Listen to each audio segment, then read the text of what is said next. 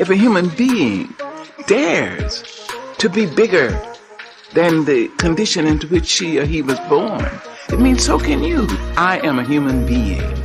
Nothing human can be alien to me.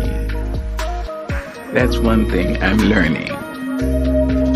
People will very often try to respond to you on the level on which you address them. So if you say, aren't you wonderful? Aren't you splendid? My goodness, you're beautiful. Oh, you're so bright. People will try, even if they're not, they really will try to lift themselves up to that. On the other hand, if you say, you know, you're a doll. You really are so low. You'll never be anybody. In fact, you're nobody now and you never have been.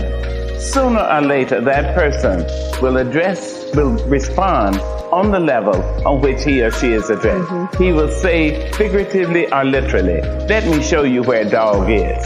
Let me show you where low really is. I will show you that. Years ago, I did a movie called Poetic Justice. And there was a young man, the first day, who cursed so I couldn't believe it. I walked around behind him and tried to ignore him.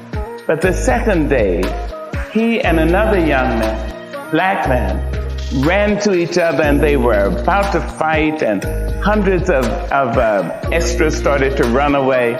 But one black man walked up to the two young men and I walked up and I took one by his shoulder. I said, let me speak to you. He said, if this money do, would do. I said, let me speak to you, honey. If I tell you something, I said, no, let me talk to you, please. And he finally calmed down. And I said, do you know how much you're needed? Do you know what you mean to us? Do you know that hundreds of years of struggle have been for you? Please, baby, take a minute. Don't lose your life on a Zoom. I put my arm around him. He started to weep. The tears came down. That was Tupac Shakur. I took him, I walked him down into a little gully and kept his back to the people so they wouldn't see him. And I used my hands to dry his cheeks. And I kept talking to him sweetly. For the next week, while I was on that film, whenever I'd walk by, he would be saying, so I told you. I said, good morning, Miss Angelou. Dears, try to introduce courtesy into your speech to each other. You have no idea what it will do for your brother or sister to whom you speak, and you surely have no idea what it will do for you. It will lift you up. I've tried a lot of things. Yeah. I've failed at some things and succeeded. But to succeed means that, you're in front of God and lots of responsible people, and you have to either eat your words or stand by them. I think that I have agreed a long time ago, Charlie Rose. This may be what my greatest blessing. I agreed a long time ago that I would die. Now, if I can admit that no matter what happens, I will do this thing. Yeah. This is the biggest bugaboo of them all. I will do that. Well, then why couldn't I attempt something lesser? Yeah. So I will try. If I think of my life as a class and what I've really learned, I've learned a few things. First, I'm aware that I'm a child of God. It's such an amazing understanding to think that the it, which made fleas and mountains and rivers and stars, made me. What I pray for is humility, to know that there is something greater than I. Then I have to know that the brute, the bigot, and the batterer are all children of God, whether they know it or not. And I'm supposed to treat them accordingly. And it's hard, and I blow it all the time. I like everybody. to think of a statement by Terence. The statement is, I am a human being. Nothing human can be alien to me. If you can internalize the least portion of that, you will never be able to say of an act, a criminal act, or I couldn't do that. No matter how heinous the crime, if a human being did it, you have to say, I have in me all the components that are in her or in him. I intend to use my energies constructively as opposed to destructively. If you can do that about the negative, just think what you can do about the positive. If a human being dreams a great dream, dares to love somebody, if a human being dares to be Martin King or Mahatma Gandhi or Mother Teresa or Malcolm X, if a human being dares to be bigger than the condition into which she or he was born, it means so can you. And so you can try to stretch yourself. So you can internalize, homo sum, humani nihila mea alienum puto. I am a human being.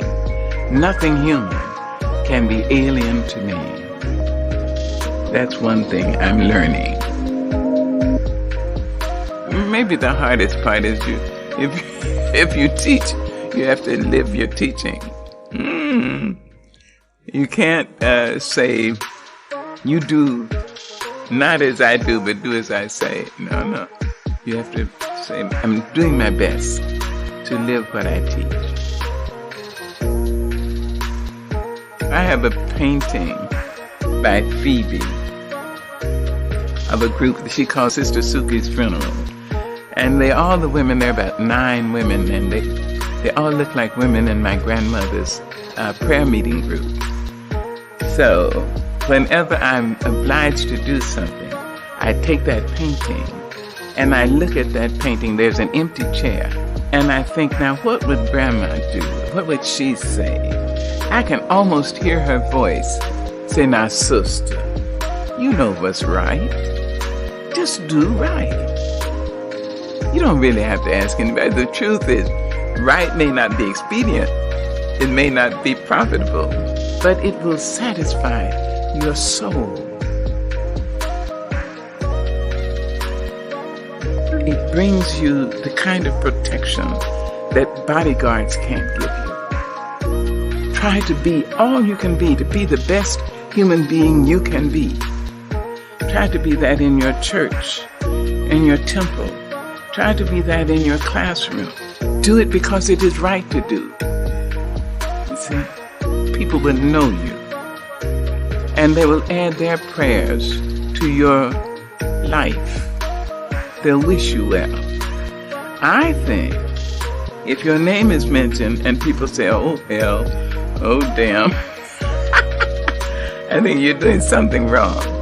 But if your name is mentioned and people say, oh, she's so sweet, he's so nice, oh, I love, oh, God bless her. There you are. So try to live your life in a way that you will not regret years of useless virtue and inertia and timidity. Pick up the battle. Take it up. It's yours. This is your life. This is your world. I'll be leaving it long before you under the ordinary set of circumstances. You make your own choices.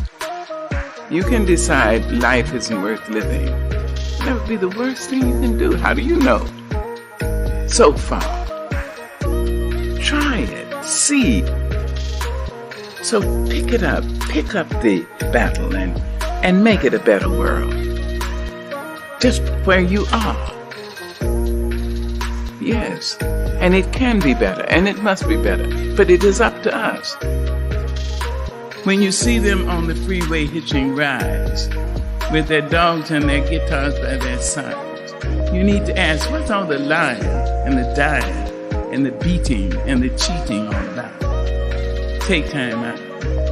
When you see him with the band around his head, and an army surplus bunk that makes his bed. You need to ask, what's all the bleeding and the kneading, the lying and the spying on? Take time out. Take a minute, feel some sorrow for the folks who thought tomorrow was a place that they could call up on the phone. Take a month and show some kindness for the folks who thought that blindness was an illness that affected eyes alone. When you see her walking barefoot in the rain, and you know she's tripping on a one-way train, you need to ask, what's all the selling and the yelling, the beating and the cheating all about? Take time out. Oh, you can sell your soul for money, then run off to the country for your cookouts and your parties on the lawns. While our children seek sedation in Eastern meditation or visions that go shooting up their arms. When you know that youth is dying on the run, and my daughter trades dope stories with your son, we better ask, what's all the bleeding and the kneading, the killing and the thrilling all about? We better take time out and accept the fact that I am a rainbow in somebody's cloud, and I thank you. There's an African American song, 19th century, which is so great.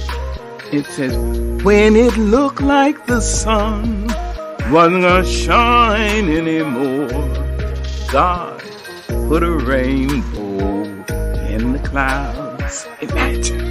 And I've had so many rainbows in my clouds. I had a lot of clouds, but I have had so many rainbows. And one of the things I do when I step up on a stage, when I stand up to translate, when I go to teach my classes, when I go to direct a movie, I bring everyone who has ever been kind to me with me. Black, white, Asian, Spanish-speaking, Native American, gay, straight, everybody. I say, come with me. I'm going on the stage. Come with me, I need you now. Long dead. You see? So I don't ever feel I have no help. I've had rainbows in my clouds. And the thing to do, it seems to me, is to prepare yourself so that you can be a rainbow in somebody else's cloud. Somebody who may not look like you, may not call God the same name you call God, if they call God at all. You see? I may not eat the same dishes prepared the way you do, may not dance your dances, or speak your language, but be a blessing to somebody. That's what I think. Dr. King was a human being.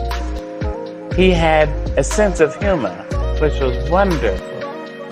It is very dangerous to make a person larger than life, because then young men and women are tempted to believe, well, if he was that great, he's inaccessible. And I can never try to be that, or emulate that, or achieve that. The truth is, Martin Luther King was a human being with a brilliant mind, a powerful heart, and insight, and courage, and also with a sense of humor. So he was accessible. I mentioned courage, and I would like to say something else about that. Finding courage in the leaders, and in you who will become leaders. Courage is the most important of all the virtues, because without courage, you can't practice any other virtue consistently. You see, you can't be consistently kind, or fair, or humane, or generous. Not without courage, because if you don't have it, sooner or later you'll stop and say, the threat is too much, the difficulty is too high, the challenge is too great. So I would like to say that Dr. King, while we know from all the publicity that he was brilliant and he was powerful, he was passionate and right, he was also a funny man. And that's nice to know.